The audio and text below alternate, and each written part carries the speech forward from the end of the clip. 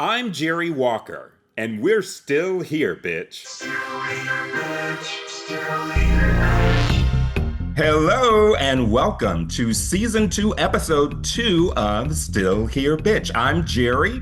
Thanks for tuning in, and today we have a special guest. Meki Singleton is a gerontologist whose research centers sexual and gender minority, also known as SGM, older adults, and their aging experiences, particularly how they access and utilize health services and understanding past and current healthcare experiences. Dr. Singleton received her PhD in gerontology from the University of Southern California.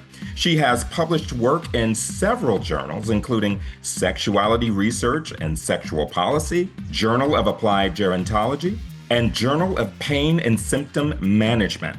Her work has also been published and quoted in news outlets such as American Society on Aging, where I'm a board member, and the New York and Michigan Solutions Journalism Collaborative. Currently, Meki is a presidential postdoctoral fellow in the Urban Global Public Health Department at Rutgers University. Meki's postdoc career has been cemented with being named a GSA Diversity Mentoring and Career Development Fellow, a ClinStar Travel Awardee, recipient of a NIH Loan Repayment Award, and publishing all 3 chapters of her dissertation work. Advocacy through research is the driving force behind the work Meki does and is why she aspires to improve the health and care of SGM older adults. Everybody, I give you Meki Singleton. Hi, Meki, how you doing? I'm good, Jerry. How are you? I'm great. Thank you for being on Still Here, Bitch. Should I address you today as Meki or Dr. Singleton? Meki is perfectly fine. Okay. Totally cool. So, all right, let's go on into it and let's figure it all out.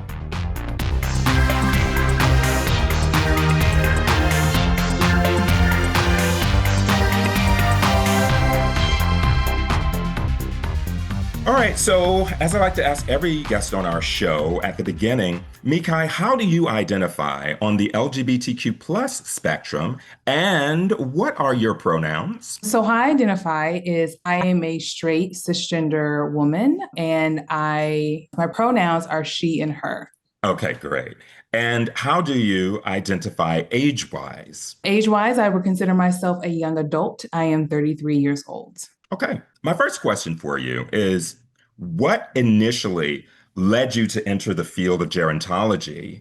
And then more specifically, your particular specialization on sexual and gender minority folks? So how I got into the field of gerontology, it's actually a really nice story because I actually remember it. I was in my undergraduate career at the University of South Florida in Tampa, and I was getting my psych degree, my bachelor's of psych degree. And I was like, I can't learn about neurons and stuff anymore. I was like, I need something else. Like it's too much. And so my advisor at the time, Kayla Lanier, she suggested me taking an intro to gerontology course. And I had never heard of gerontology before then. And so I was like, what is that? And she's like, it's a study of aging. And I was like, we can study aging. We can study older adults. Like, are you serious? That just opened my world. And so I took that class and I picked it up as my second major.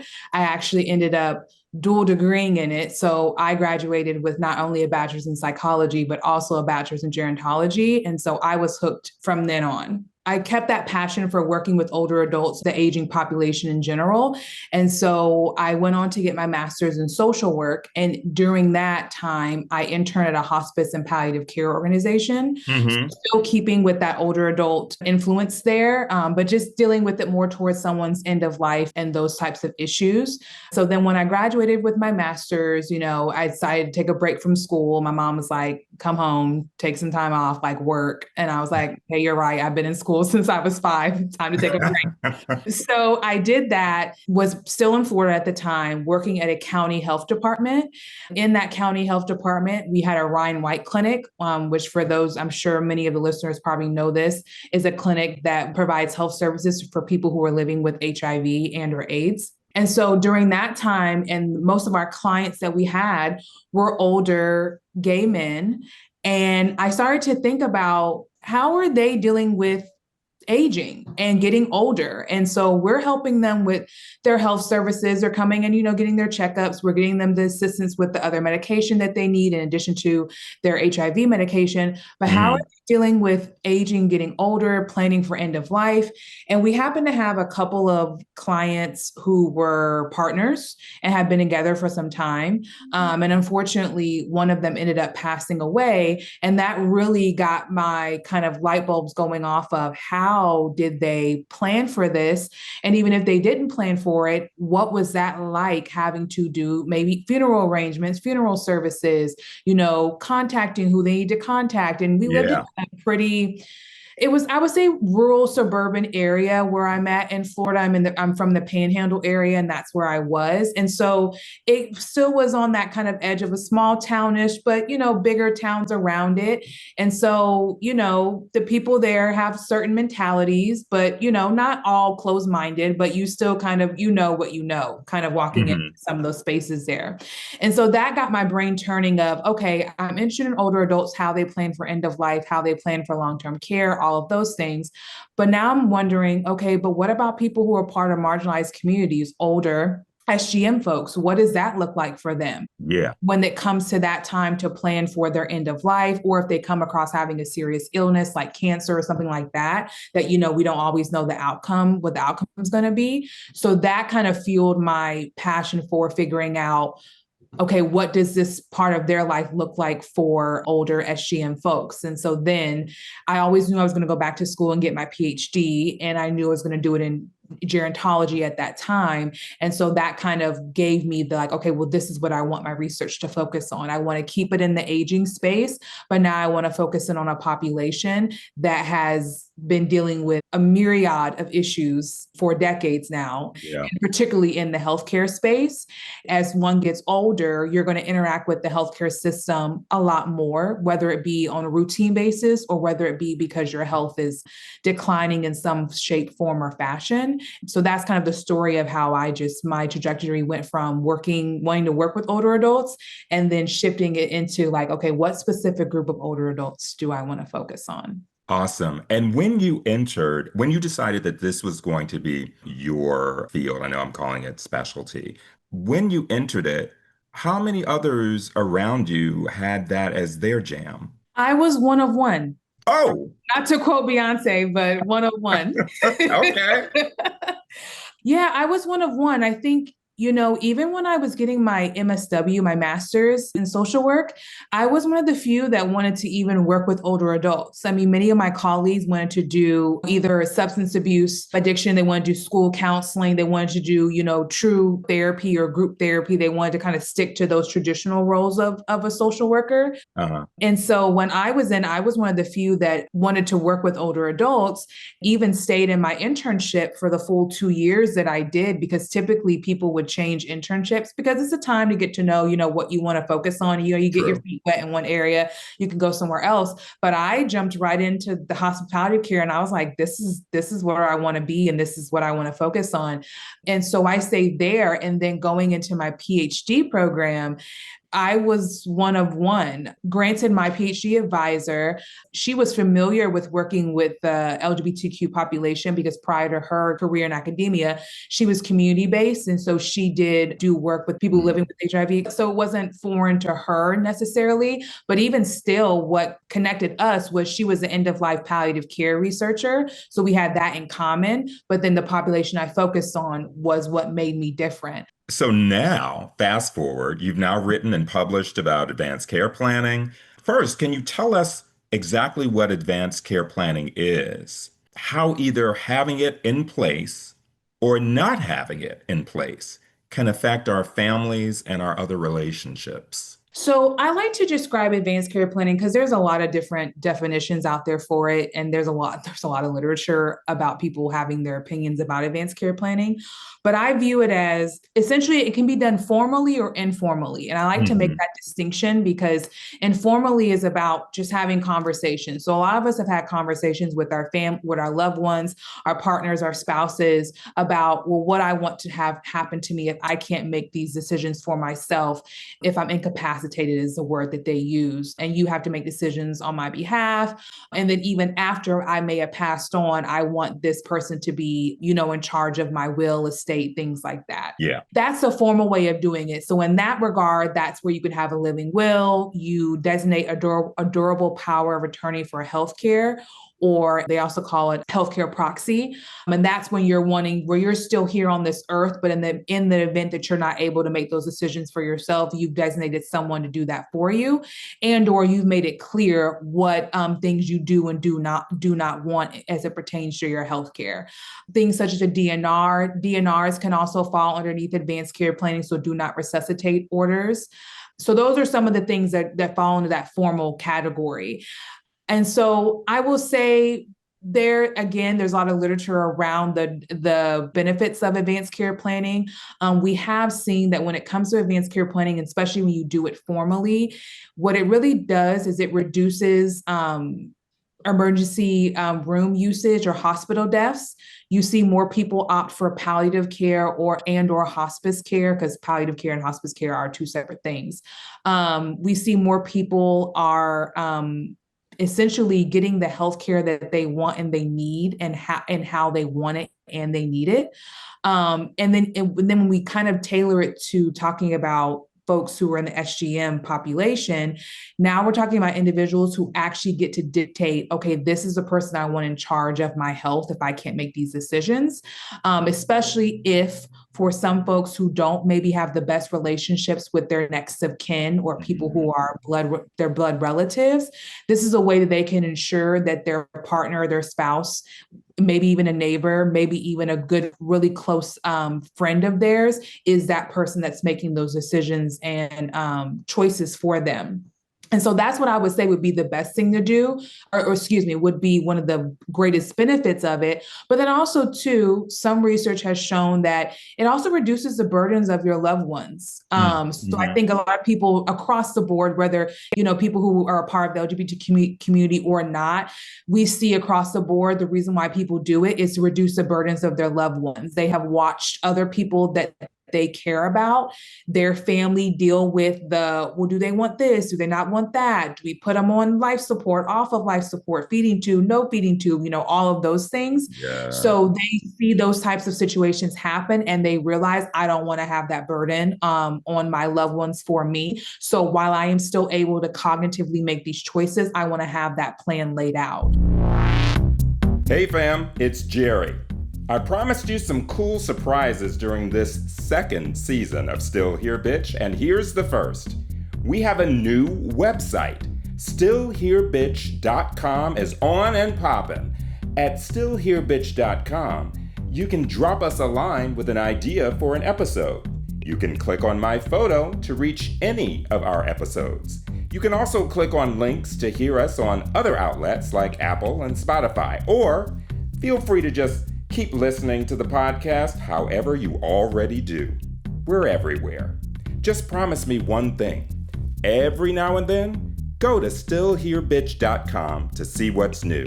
This website will evolve just like the show, and just like you. StillHereBitch.com, the website. StillHereBitch.com. Have you found in your research people not understanding really what advanced care planning is? Is that more prevalent in SGM communities? Or does it just run the whole spectrum? It's interesting with the dissertation work that I did and the sample that I had surveyed, actually knowledge about advanced care planning was pretty similar to the non-SGM community. I think I surveyed about 280 people, and about 50% of those folks had heard of it before, had heard of advanced care planning, had heard of a living will, durable power of attorney for healthcare, but then the uptake was still low on the lower end. And that's the same case in the non-SGM community as well too. So you didn't really see any differences there.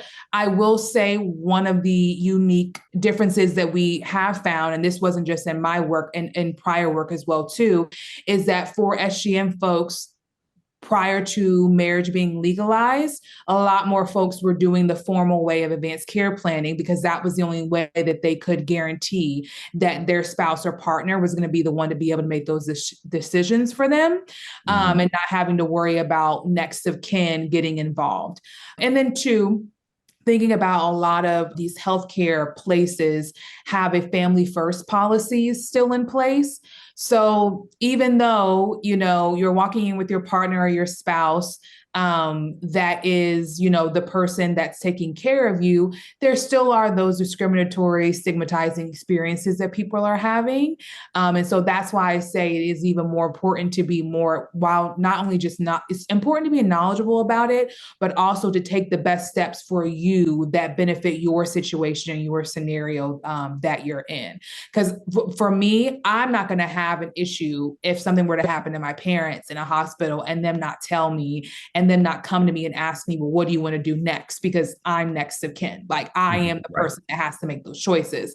Whereas somebody who is particularly like a gay couple coming in, depending on where you are, that situation may not happen as freely. And there may be an issue of them being like, well, who's next of kin? And then especially if you're not married, that becomes a whole thing too. So that's why I say it's pros and cons to doing advanced care planning. People have their reasons why they believe in it, don't believe in it, do it or not do it. I say get knowledgeable and figure out what's the best path that makes sense for your situation that you're in. That's great info. And let me ask you this. When should advanced care planning begin? Is there a certain recommended age? You're in your 30s, there's no plan in place, no official planning in place for them. But then again, you're the only child. You are the one, there won't be people arguing or fussing or trying to decipher what did they mean by this when they said that for this.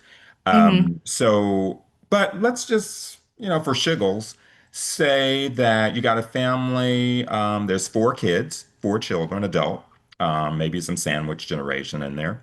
Their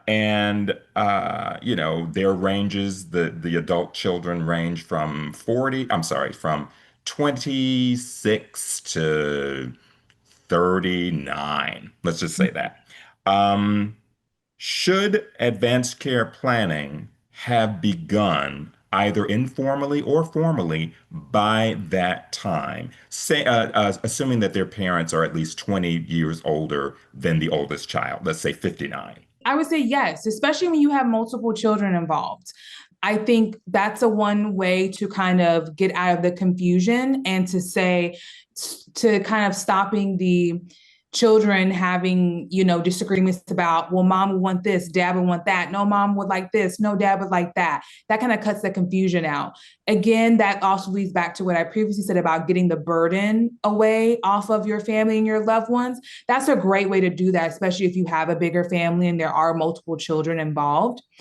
To my knowledge, there is no recommended age in which advanced care planning should be done. But I will say most people tend to participate in advanced care planning when a serious illness comes into play. So something, for instance, like cancer, things of that nature. They start to caregive for someone. So we're talking about, you mentioned the sandwich generation. So you're talking about those folks who are taking care of their kids, but then also taking care of their parents as well too. And typically, if you think about that sandwich generation, the parents are probably in their maybe 60s to 70s, and then they probably have, high school to middle school age children. So they're caring for that older person in their life. So that may be where they start to have those conversations and get things figured out. That also comes into play too if you do have other siblings that may need to be a part of the caregiving process. So that's another kind of life event where people may start to talk about advanced care planning and kind of like next steps and what's the plan. I also will say you may see it come up too when people are getting married or starting a family. So one of the things I've come across in my research and even in reading other great scholars' work is, getting married, starting a family. Okay, what if something happens to us? Of course, when you first have children, that's the biggest thing I think that people start to think about is, okay, if anything does happen to us, we don't want that to be the case, but if it does, who's going to be in charge of our children? Who's going to be in charge of their care? And then what do we want to have happen to us? So that's another life event where you see people start to maybe have those conversations. And another interesting piece is also to when you have divorces and when new relationships start. So sometimes what will happen is, the relationship ends, so you're no longer together. Okay, well, now you have to kind of update that information or update that paperwork to reflect your new partnership. Or it may just be moving it to maybe if you have children, maybe now your child is going to be responsible, or you're moving it to a family friend or another loved one, anything like that. So I would say those are the events where those conversations may start to pop up. But as far as an age range, to my knowledge, it hasn't really been recommended. But I will say, research-wise, we see it come up the most with serious illness. And believe it or not, around like a year to 6 months prior to someone's death, you see those conversations start to happen as well, too. Are you feeling isolated from community? Might you be seeking an LGBTQ service center where you can find support, resources, and other people who identify how you do? Want to play cards? Join a gay queer softball league, a knitting circle, or just sit around and talk current events without spiraling? Too much? Centerlink is a nonprofit organization of LGBTQ centers and other LGBTQ organizations serving their local and regional communities throughout the country and the world. Their mission is to strengthen, support, and connect LGBTQ people with their community centers. They currently are affiliated with over 375 member LGBTQ centers worldwide, providing essential services, promoting growth, wellness, and connectivity in their communities. And they have a free database on their website that helps you connect with the LGBTQ centers that are nearest your location. Go to www.lgbtqcenters.org to learn more. That's Centerlink at www.lgbtqcenters.org. Meki, what entails the concept of healthcare stereotype threat, also known as HCST? So healthcare stereotype threat is a concept that was created by Dr. Cleopatra Abdou. And really what it talks about, it kind of goes off of stereotype threat, where people feel as if they're going to be judged, criticized, or treated a certain way based off a stereotype that someone has on them. But with healthcare stereotype threat, it's particular to being into healthcare settings and healthcare encounters. So you're worried that the doctor is going to give you certain tests based on XYZ social identity. So with the research that Dr. Abdou did, she looked at it with gender. She looked at it with gender. She looked at it with race, age, weight, I believe religion, and I also believe money. Money may not be finance. I think finances was another one too. So when you go into these healthcare encounters, you're concerned the doctor or the physician is going to not believe you because you are of X race. You believe that the doctor is only going to prescribe you certain tests because of your weight or because of your age. So that's kind of where that concept comes from. And so with that, it's really about understanding, okay, when I go into these healthcare encounters, it's also while you're in the encounters, but also when you're thinking about having to go use health services. So it's Mhm. not just about in the moment, it's also about, oh, I'm worried about this before I even go to the doctors. I'm afraid that they're going to judge me because of X, Y, and Z. They're going to dismiss me. They're not going to listen to me, all of those things. And there's a scale that she's created that has specific questions, but that's the gist of what the concept is. And a lot of that, I'm assuming, is due to people having experienced trauma in the past and just being afraid that they're going to be re-traumatized. So Yes. then that leads to, well, I'm just not even going to go to the doctor. I'm just not Yes. even going to go there. I have the Lort, and I have, my home remedies and my Yes. apple cider vinegar and my, Yes. yeah, and which, hey, all of those things are great, Mm-hmm. but one should not, and this is just my little soapbox, one should never, due to cultural illiteracies or whatever on the part of our healthcare system and our healthcare practitioners, be reduced to having to make those decisions Yes. on their own. So thank you for that. Welcome to Grindr. Grindr has grown into the largest social networking app for gay, bi, trans, and queer people. They have millions of daily users who use their location-based technology in almost every country in every corner of the planet, and they're still evolving. Today, Grindr proudly represents a modern LGBTQ lifestyle that's expanding into new platforms. From social issues to original content, they're continuing to blaze innovative paths with a meaningful impact for our community. At Grindr, they've created a safe space where you can discover, navigate, and get 0 feet away from the queer world around you. Grindr, keep connecting. You're 33. I'm sorry, I just keep saying that, right? Mhm. But anyway, so you're 33. I'd like to know, what would you tell a 20-year-old to do or start doing right now in order to advance toward a healthier existence as an older adult? I like this question a lot. Really caring about yourself. And I don't mean that just from a health perspective of like the physical health. I mean, holistically, your mental, your physical, your emotional health. As you get older, you start to realize that you really are in charge of your life to a degree. We know nuance and context, comes in and it takes things to different places. But for the sake of this conversation, you're in charge of your life.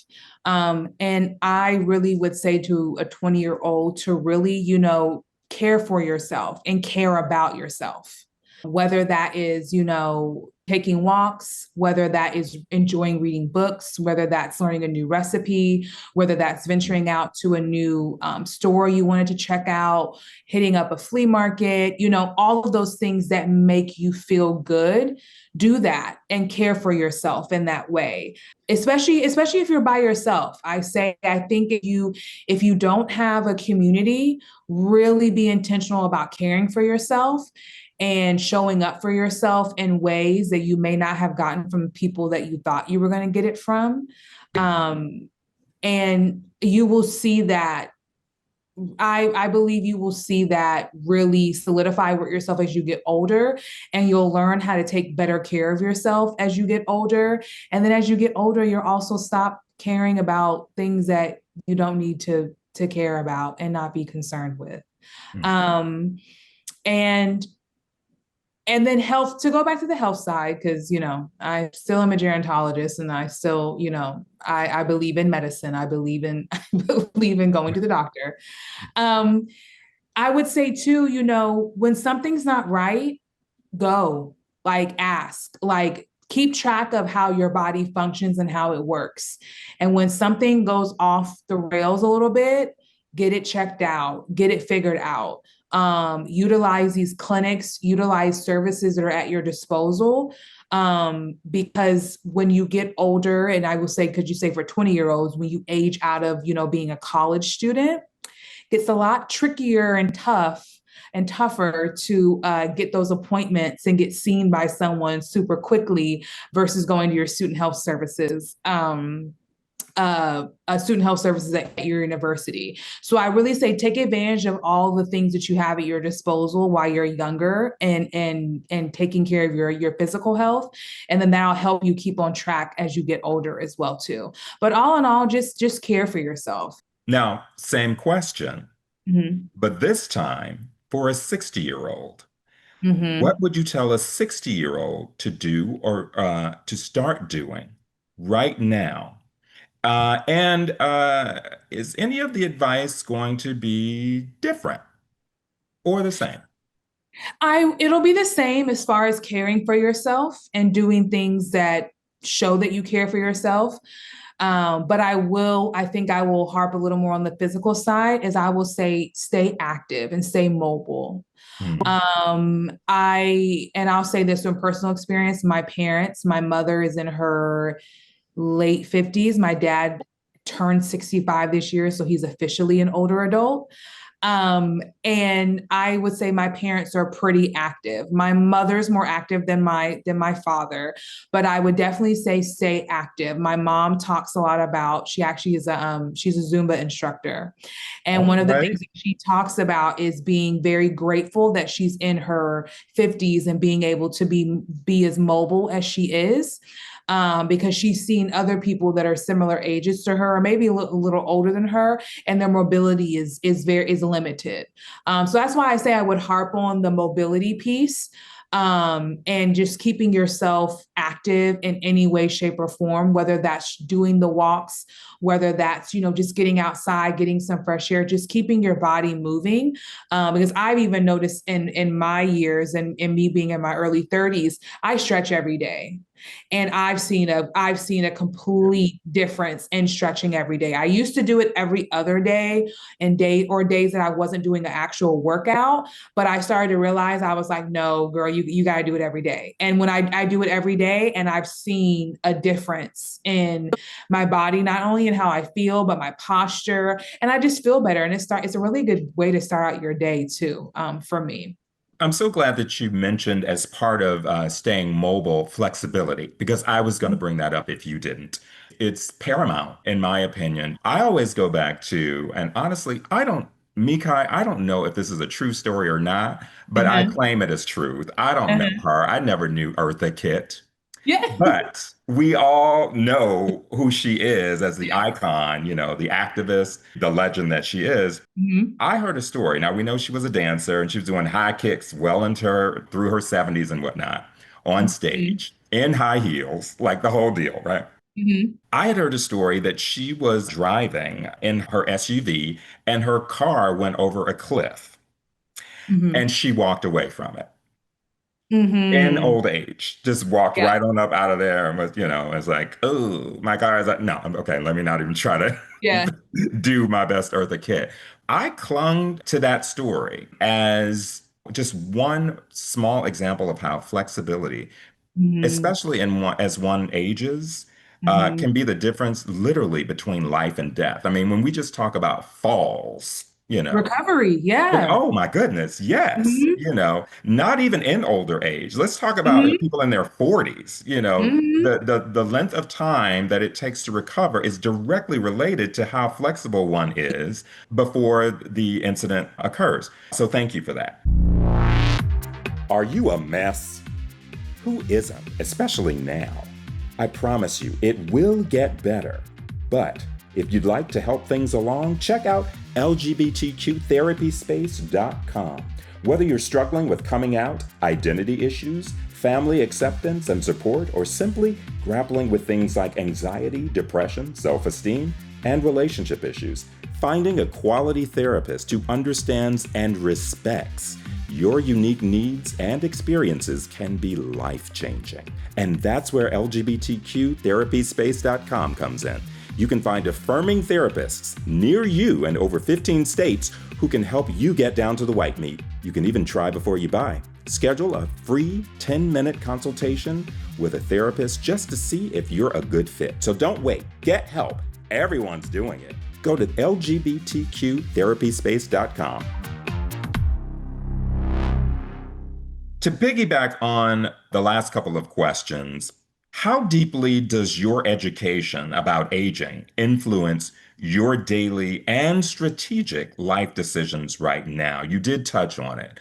Or does it? I, whew, Are you more a YOLO girl? no, I'm not. That goes against my Capricorn Oh, identity. Yeah, okay. it's not, yeah, I'm not a YOLO girl. I wish. Half in Um, the house. I'm married to one. I get it. yeah. I just, yeah, I'm a sun and a moon Capricorn, so it really is. Woo! It's in Okay. there. Yeah. But I will say the funny thing about the YOLO is I'm a Gemini rising, and how we got the zodiac is fine, but it's okay. I'm a Me too. I'm a I'm a Gemini Gemini rising. rising. So I get a little bit of the spurts of the little like, let's do this, let's do that kind of thing. So I can have fun. But how when I talk about life and planning things and doing stuff, yeah, I get a little strict. When it comes to my education around aging and how it influences my life, I care about the same way we celebrate people coming into this world is the same way I feel like we should celebrate people leaving this world. And that's been something that I've always believed in as well too. So although we're aging, we're getting older, we're, quote unquote, we're nearing our death.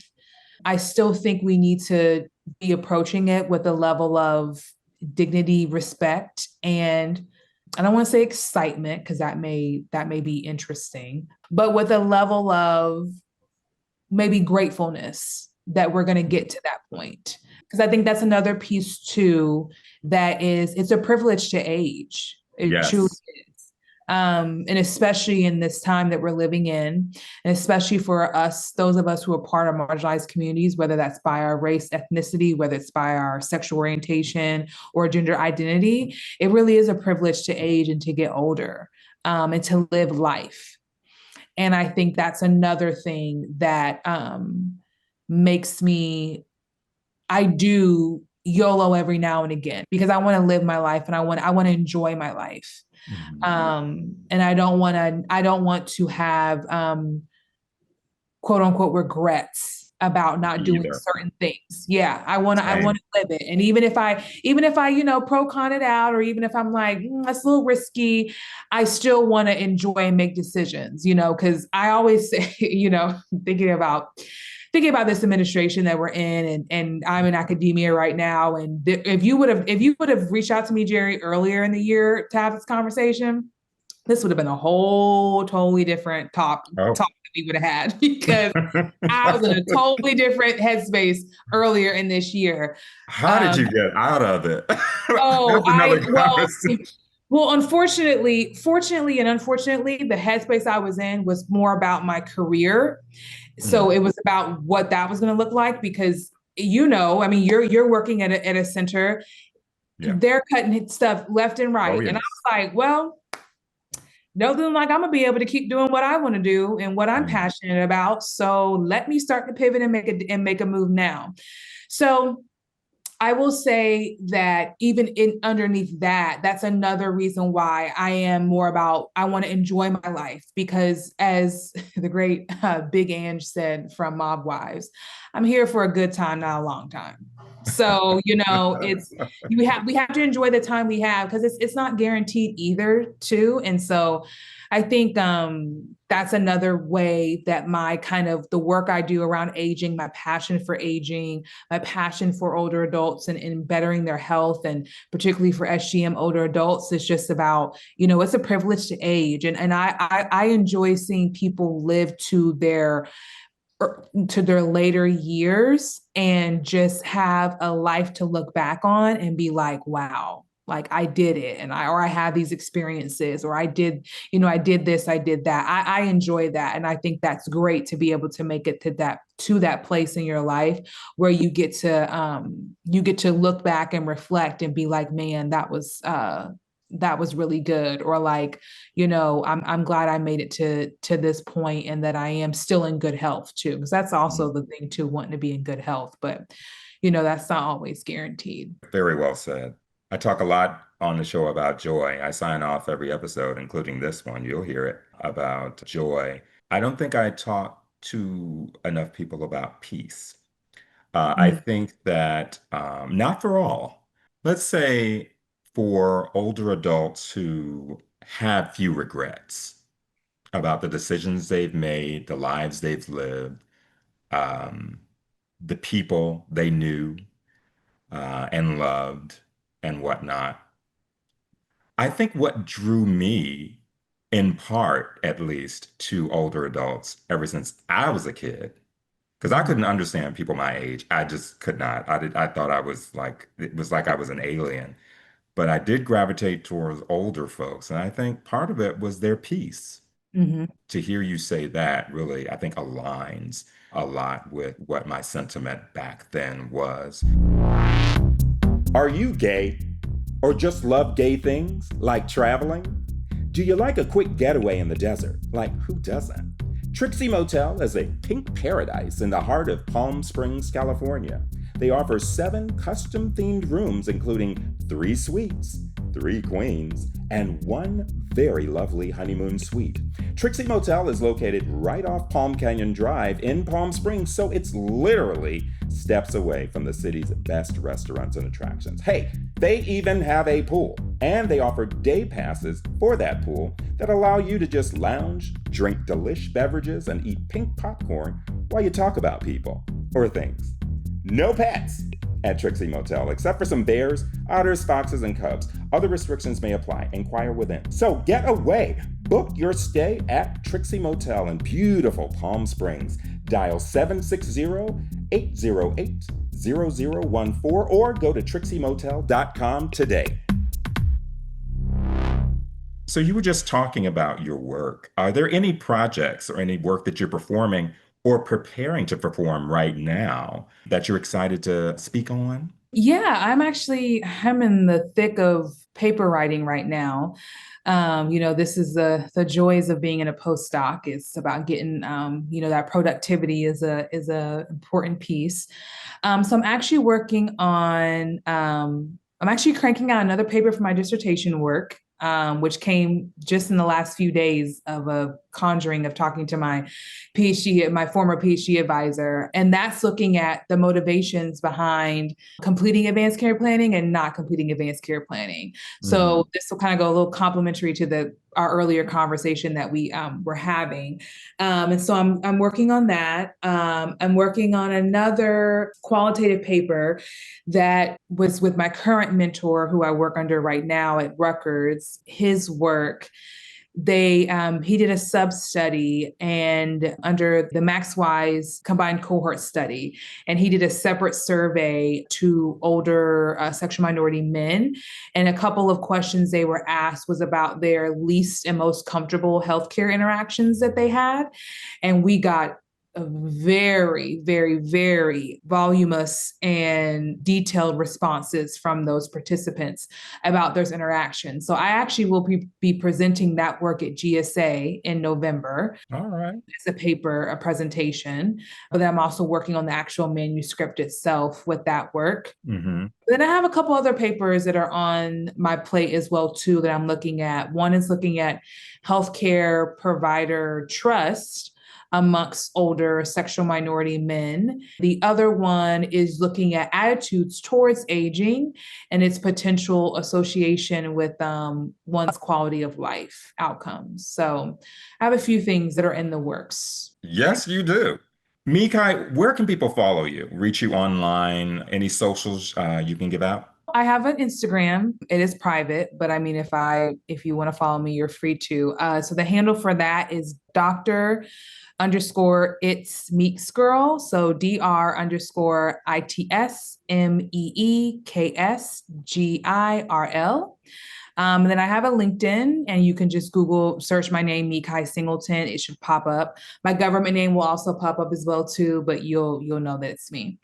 And then my email, if people want to reach me via email, it's mcs403@sph.rutgers.edu. Feel free to send me an email.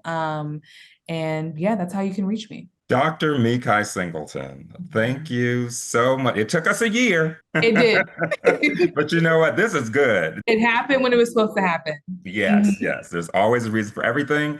I love hearing you speak. I could go on and on and on. As a matter of fact, we may keep on talking after we sign off, but we are going to sign off. Still Here, Bitch family, thank you so much for tuning into this episode of the show. And once again, I want to thank our guest, Meki Singleton. I hope you got a little something out of this today. I know that I did, things that I'm going to carry on forward. So as always, I implore you to go out and get you some joy. Thanks for tuning in to Still Here, Bitch. Remember to follow us on the socials. Please like and subscribe or get somebody to show you how. And we'll see you next time on Still Here, Bitch.